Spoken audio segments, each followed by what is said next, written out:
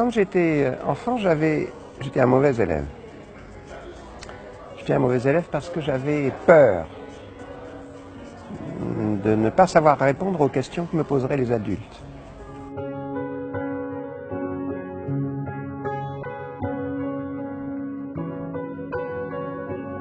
Et toute cette peur de l'enfance est devenue une connaissance. Et mon travail d'adulte, c'est de les guérir de cette peur. La réaction des adultes est toujours la même. Eux aussi ont peur. Ils ont peur que le fils ne réussisse jamais. Et les professeurs aussi ont peur.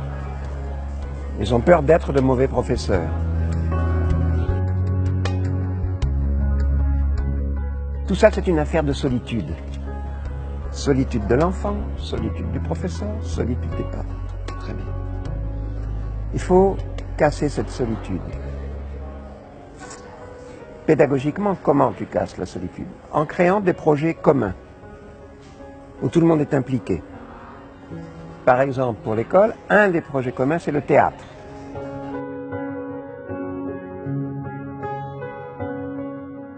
Alors que je mentais beaucoup à un professeur de français, parce que je ne faisais pas les devoirs et j'apprenais pas les leçons, il m'a dit, c'est bien, tu as beaucoup d'imagination, c'est bien. Maintenant, au lieu d'utiliser ton imagination à fabriquer du mensonge, écris-moi un roman. Donne-moi 10 pages par semaine. Je ne te donne plus de rédaction à faire, je ne te donne plus de leçons à prendre. Tu fais juste ce roman pour moi, 10 pages par semaine. Et ça m'a sauvé, ça. C'est-à-dire que ce professeur a transformé un élève passif, il l'a transformé en un élève actif. C'est-à-dire qui écrit un roman. Les jeunes aujourd'hui, les enfants, tout petits, déjà dans le berceau, sont considérés par la société de consommation comme des clients, qui sont des publicités pour les pousser à consommer des tablettes, à consommer des portables, à consommer des vêtements, à consommer. Et ça, c'est leur culture. C'est la culture quotidienne. Et ces enfants arrivent à l'école. Et ils vont se conduire vis-à-vis du professeur comme des petits consommateurs. Moi, professeur, je ne m'adresse pas à tes désirs, je m'adresse à tes besoins fondamentaux. Le besoin d'apprendre à lire, le besoin d'apprendre à compter, le besoin d'apprendre à penser, à réfléchir. La plupart de ces besoins sont antinomiques avec tes désirs.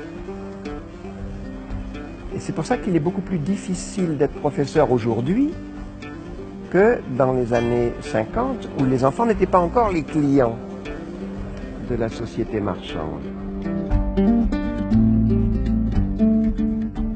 Et le problème, c'est que l'enfant, tout petit, dans son berceau, lui, il va croire que son désir est un besoin fondamental. Il va croire que son bonheur dépend de la satisfaction d'un désir qu'il prend pour un besoin fondamental. Le travail des adultes, c'est de dissocier ces notions de désir et de besoin. Et le bonheur, le vrai bonheur, on peut l'atteindre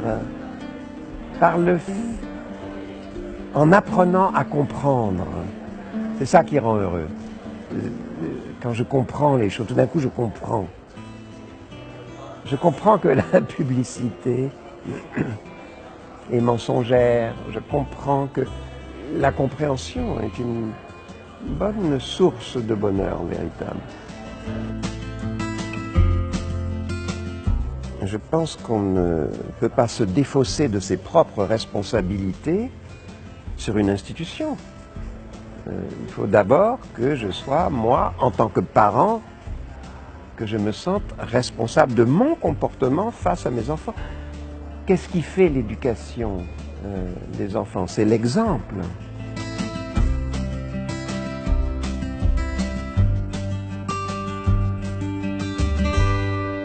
Il faut dire aux jeunes que contrairement à ce qu'on leur dit, l'amour rend intelligent. Au fond, tu as 3 types de personnes. Tu as les passeurs. Tu as les gardiens du temple, ceux qui considèrent que ce qu'ils savent, c'est leur propriété privée, que les autres sont indignes de le savoir. Et puis la troisième catégorie, c'est ceux qui s'en foutent. Incultueux. Donc le passeur, c'est celui qui prend en considération sa propre culture et qui sait que ça ne lui appartient pas, que ça peut faire le bonheur des autres. Si je t'emmène voir ce soir un film que j'ai adoré, tu vas être heureuse si toi aussi tu l'adores. C'est ça, déjà, être passeur. Mes enfants, c'est très simple. Ce que vous savez, ce que tu sais, ne t'appartient pas. Ce n'est pas ta propriété privée. Elle ne fait que passer à travers vous. Et une de votre raison d'être sur Terre, c'est de partager ça. Arrête d'avoir peur, sois curieux.